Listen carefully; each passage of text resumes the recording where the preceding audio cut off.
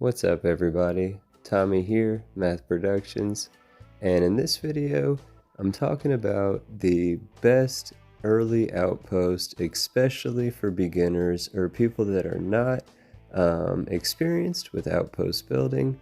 This is, in my opinion, the easiest place to find, the easiest place to get, gives you the two most important early game especially, or early building crafting stage especially, materials that you're going to need, and it's so easy to get them right in the same spot.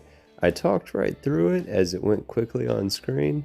Literally, if you just go to Androphon in the Narian system, which is basically the halfway point from where you start the game in Alpha Centauri and Cheyenne, it's literally like the halfway point.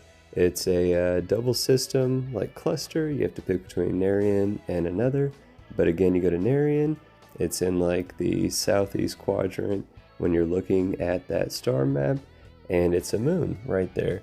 You click Androphon, and the two zones that you're looking for are mountains and craters. And if you're just patient, you zoom in as close as you can get and start at the edge of the mountains, where when you click on it, it tells you you're in the mountains, and barely move the cursor just slightly towards the crater.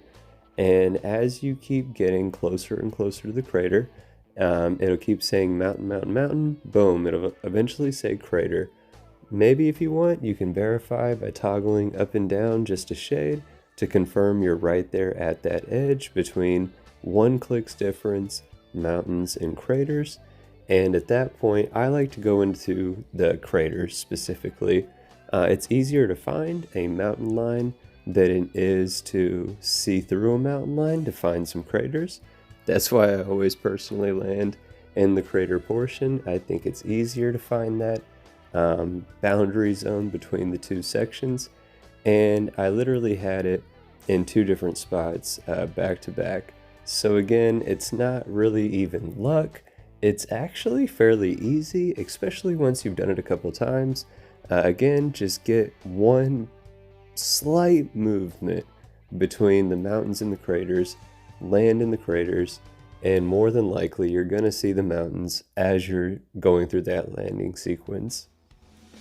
Now, once you've selected that spot that you're gonna land at, and you land, you want to go ahead and travel, whether it's on foot or using the Rev 8 or any of the available mods for the Rev 8 and all those different variations that you can be driving around in. Get to a spot where when you pull out your outpost beacon, in the top left corner it shows you the resources that you'll be able to have within the build radius of your outpost beacon, and you want to go until you find at least the aluminum from the craters and the iron from the mountains. When you're seeing the colored zones on the game surface, the iron will be, I believe, red, and the aluminum will be, I believe, green. But once you find an area that has both those resources within the building radius, you go ahead and place your outpost beacon, and now you can start building your first outpost, and you'll be able to harvest the two most important ingredients for continued building. Also for once you can manufacture, you can use that to not only farm XP, but also credits. I will show towards the end how you can utilize this for automatic manufacturing, but I'm not going to show necessarily on screen the ways that you can farm XP or credits.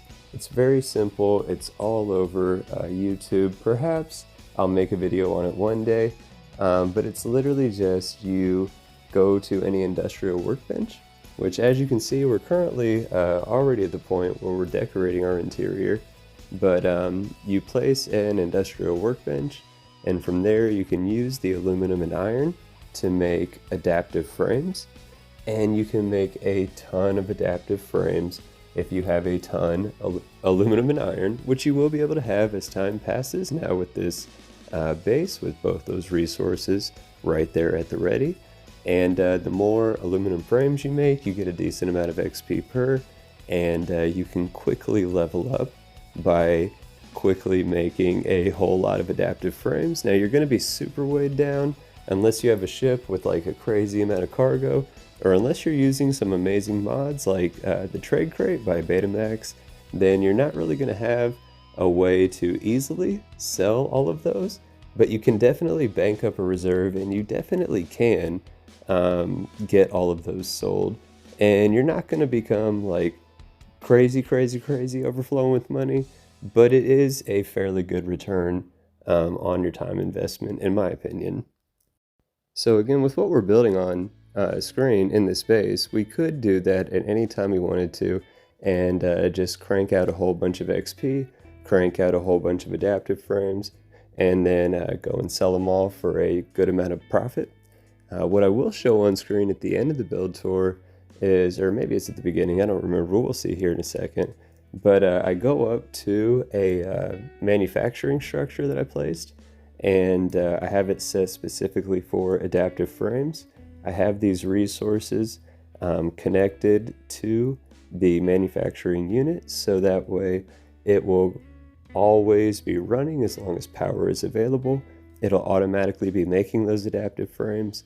So while I'm not necessarily getting the huge XP chunks by grinding out those adaptive frames myself, I am at least able to collect that final product and take it out for whatever profit I can manage from it.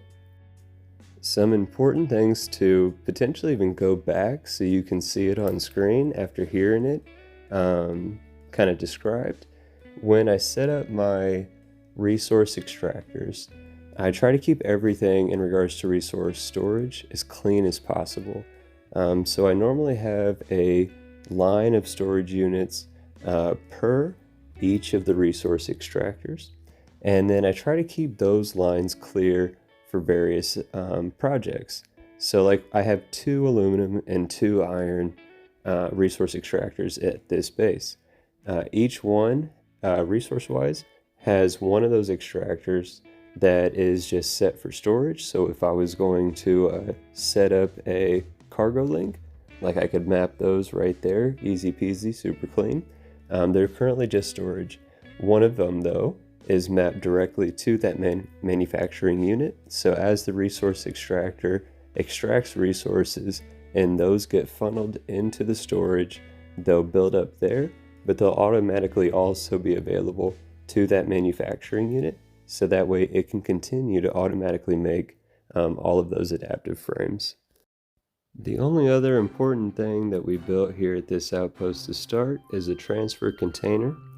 We also have an independent system of storage for each type of storage that's set just from the transfer container through those. And that again is to be able to more easily facilitate storage of items that you collect along your journey that you would have otherwise in your ship's cargo. But I hope you guys have found this video informative. I hope it helps you guys out.